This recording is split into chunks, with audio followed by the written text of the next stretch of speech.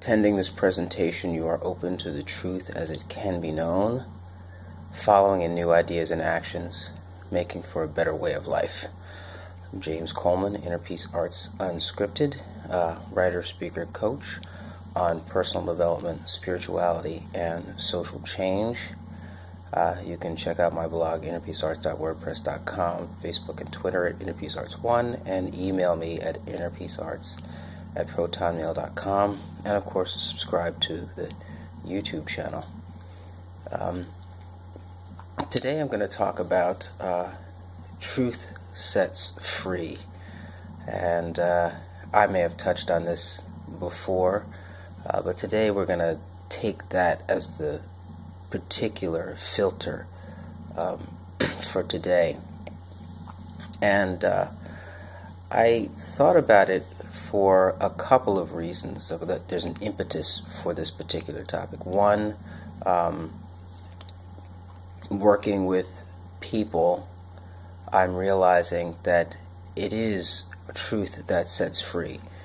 Being able to see the observations of how life works clearly and almost dispassionately, so that you can move in your passion. This is foundational. There has to be an acceptance of truth, an acceptance of the opportunity that's always available to move in a given direction because of the adaptable nature of being human. I mean, we are very adaptable, and we all have that capacity to change. And most normal people, right? If there's something clinical and abnormal psychology, not going there.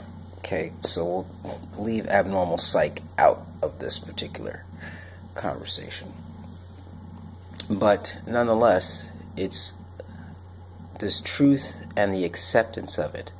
And if you come to a place where you start to accept truth, now what I mean by truth here is not necessarily is truth by observation, and truth by logical extension, and truth by understanding what the limits of the logic are, and using that as a basis for moving in truth, and having it come a part of you so that it's embodied in how you actually go about doing things and seeing the world. And of course, this is this is not a new concept. It's a very biblical concept. You shall know the truth, and the truth shall set you free. So this notion of knowledge is actually it's inescapable, right? And the better you're able to, and the more knowledge of truth you're able to take in, the better you'll be able to deal with what comes your way and access, I believe, those powers that are in you to get something done. Another impetus for sharing on this was someone had requested tools, and what tools are you working, for example, on patience. And I realized that truth really is the foundational tool. A love for truth, and honesty for truth, and ability to accept the truth about yourself. Hey, listen, sometimes you read, like I recently read an article written by someone, and was admittedly like, oh man, I wish I had written something like that. I can't do that. And you get that little feeling of jealousy on the inside about what they did. And then as you think about it, you realize, well, I never would have written an article like that. And then I go through the list of reasons why, and da-da-da-da-da. But that honesty of recognizing that negativity within you, right? Dealing with it, not suppressing it, not letting it get out of control, but also, finding out where it comes from and trying to say, okay, this is what I need to do in order to not go there, right? And these are actually the things that I thought of that weren't in the article, that were not really clear, that I would have wanted to add, which is why I would have never written that article that way. So I just share that to as a tidbit on truth and having it revealed in your own life and seeing it for yourself and being honest with it. And that's it. Can you see things for what they are? Not see things as they are, right? Because we never get the whole picture. But you can get a bigger, broader picture by seeing patterns and deciding how you want to respond to them. When I think about, the kind of large goal that's here of changing consciousness, that's a very big goal and requires lots of resources and philosophical considerations on freedom and choice and all that kind of stuff. But yet at the same time, somebody is setting an agenda for consciousness, right? So regardless of what the philosophical positions one takes or think is right, it is being done. And so the doing, right, is going to be done regardless of the philosophical position. Like, that is truth, right? And that should motivate one to see that your commitment, that first of all, the commitment is religious for any perspective, like outside of classical religion, or it's still religious in terms of it has no foundational basis in anything. It's just what you want, right? And that's okay. It's unavoidable.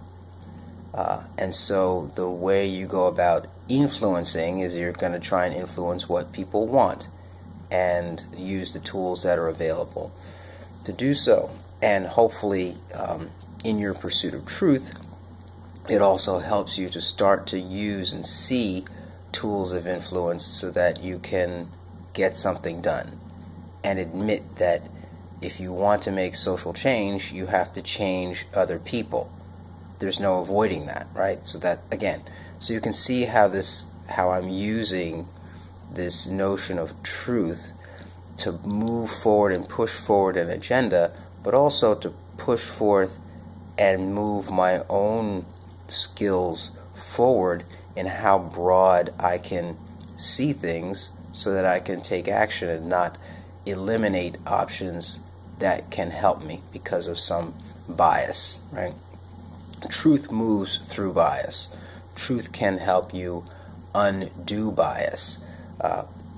And what more powerful tool could you need? So that's why truth sets free. And this freedom is progressive. This freedom is dynamic. It's not static.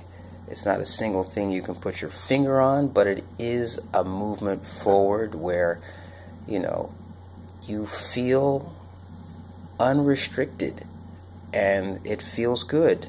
And like I say, and I'll repeat it over and over again, it's about feelings and stuff. And the spiritual perspective helps us manage feelings and stuff. Religious perspectives help us manage feelings and stuff. There's no avoiding it. There's no such thing as separation of religion and state. You may try and separate church and state, but there is no separation of religion and state.